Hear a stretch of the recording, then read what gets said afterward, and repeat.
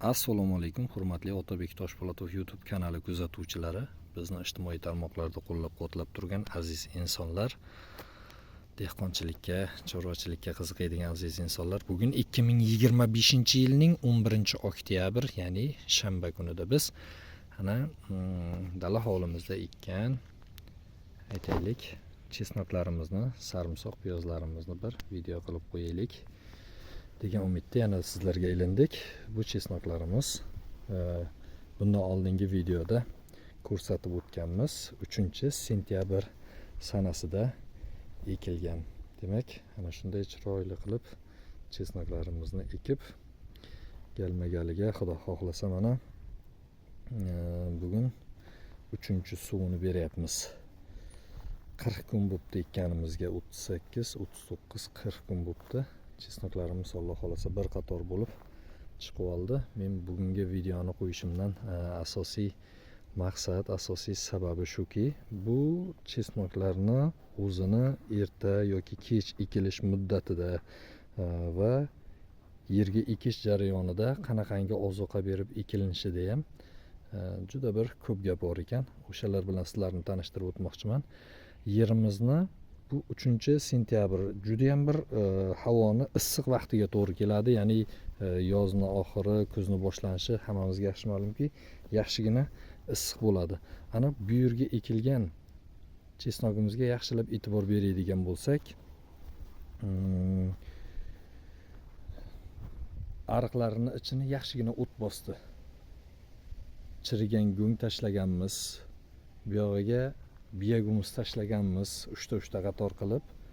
Bu yerga esa yangi chirmagan go'ng tashlab chesnok ekkandikki, biz o'sha chesnoklarni qaysi go'ngga eksak yaxshi effekt beradi, o't bosmaydi, yaxshiroq chiqadi, ko'karadi, aytaylik o'zagi baquvvatroq bo'ladi degan maqsadda ana shu uchalasini sinash uchun atayin 3ta qatorga chirigan go'ng, biyagums hamda chirmagan go'ng berib ekkandik, lekin natija ko'rib turganingizdek hammasida deyarli yaxshigina o't bosdi.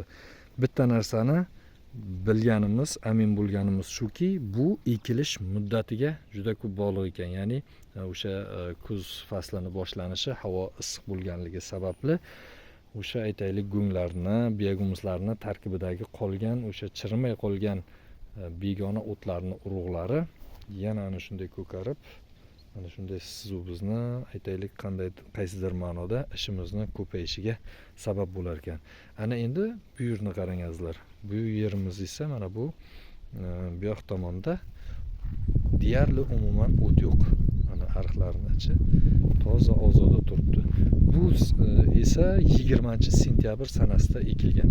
Bu yoq tomon 3-sentyabrda, bu yoq tomon esa 20-sentyabrda. 20-sentyabr nisbatan yaxshigina salqin tushib qoldi. O'sha salqinda aytaylik begona o'tlar anchagina, demak, urug'lari sovuqqa chiqmadi.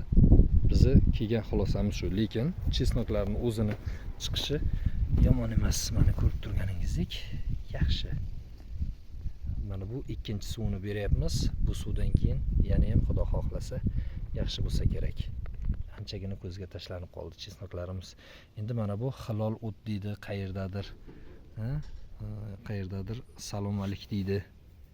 Bu buni qarang, ana. Endi bu o'tga-ku davo yo'q. Mana shunday chiroyli chesnoklarimizni chiqishiga xalaqit beryapti bu. U yoq tomonimizda eksperiment uchun, ya'ni sinash uchun 3 xil go'ng bergan bo'lsak, bu yerimizdagi bir sotixlik maydonimizga esa faqatgina aytaylik biyagumsni o'zini berib, faqat sanasini 20 kun keyin ekkanmiz. O'shani evaziga biz bitta narsaga amin bo'lganimiz shuki, bu yil Xudo xohlasa agar yana chesnok mahsulotini, sarimsoq piyozni ekadigan bo'lsak, xo'p, kuz faslini boshlanishida emas, sentyabr oyini boshlanishida emas, yaxshiroq natijaga erishib ishimiz kam bo'lishligi uchun 15-sentyabrdan keyin harakat qilamiz. O'zi aslida yuqoridagi videoda ham aytib o'tganman, adashmasam, O'zbekiston hududida hududlarga qarab 15-avgustdan 15-oktyabrgacha kitoblarga kiritilgan ekish muddati. Bizni Navoiy viloyatimiz markaziy mintaqa bo'lganligi uchun demak bizga eng qulay muddat 15-sentyabrdan keyingi sana deb o'zimizcha belgiladik. Ana bu tajribadan o't bosganidan kelib chiqib. Albatta ishimiz yengillashadi. Endi Xudo xohlasa 15dan keyin eksak. Yana bitta narsa, bizning hududimiz hammaga ma'lumki, respublika hududida Buxoro, Navoiy viloyatining tuproqlari boshqa hududlarga nisbatan anchagina sho'rlangan. Shu uchun yerlarimizga ko'proq go'ng tashlab maksimal darajada harakat qilamiz sho'rlarni yuvishga va aholi dasturxoniga sifatli mahsulot yetkazib berishga harakat qilamiz inshaalloh.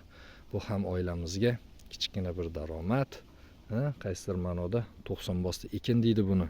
Yerlarimiz qishda bekor yotmasligi uchun ham savob, Xudo xohlasa, qaysidir ma'noda xalq dasturxoniga sifatli toza mahsulot yetkazib bersak, undan da yaxshi narsani o'zi bo'lmasa kerak.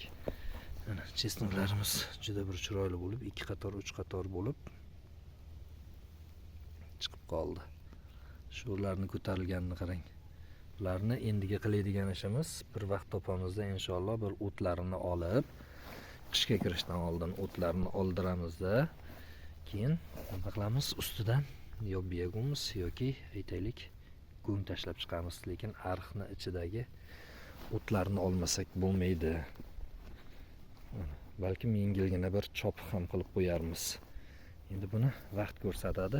Havoni issiq yoki sovuq kelishiga qarab qolgan ishlarni davom ettiramiz. Mana chesnoklarimiz Allohga behisob shukr, hozircha ko'zimizni quvnatadigan darajada juda ham bir chiroyli bo'lib chiqdi. Xo'p.